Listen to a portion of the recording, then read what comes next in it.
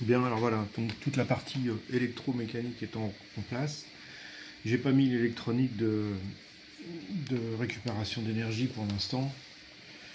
Voilà, donc là le montage est complet, donc l'alternateur est planté, je lui ai mis une légère multiplication parce que ça tourne pas vite.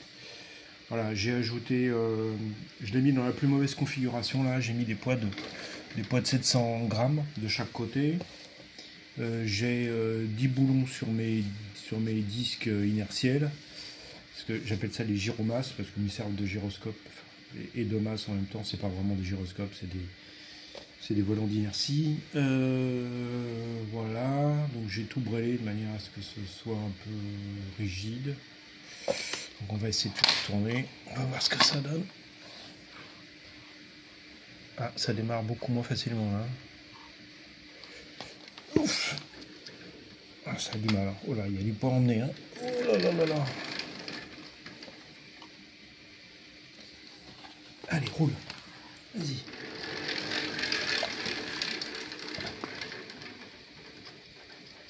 Ah. On est à 24 watts.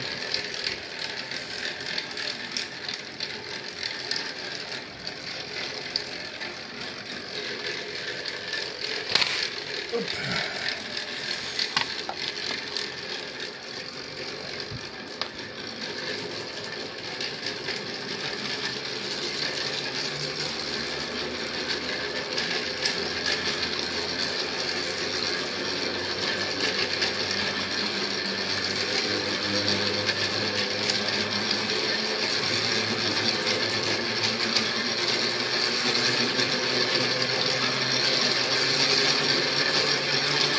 On se croirait dans le métro.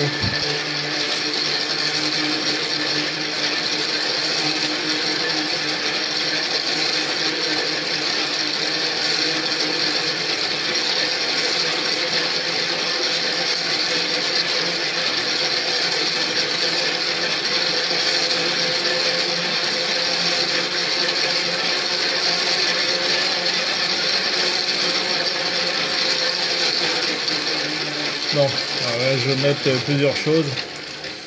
Bon, déjà que mes poids de 700 grammes sont peut-être un peu trop importants. Donc l'avantage c'est que comme tout ça c'est facilement démontable, je vais pouvoir ajuster sans problème. Je vais peut-être diminuer un peu les masses. J'ai vu que il faut que je tourne. L'idéal c'est qu'il faudrait que je tourne au moins à 2 tours secondes. 3 c'est parfait. 700 grammes ça devient 7 kg lorsque je tourne à 3 tours secondes. Donc là j'en ai 2, ça fait donc 14 kg. Parce que j'ai un bras de levier qui est de 280 mm de rayon. Donc voilà. Alors peut-être que c'est plus intéressant que j'ai un poids moins élevé, genre 300 grammes, et que je tourne peut-être un peu plus vite. Bon, ça on va voir. C'est une question de ratio en fait, entre la puissance que je vais consommer pour emmener la mécanique et puis ce que je peux potentiellement retirer en sortie. Bon là j'ai rien de branché en sortie, donc là je ne génère rien, donc c'est pour ça que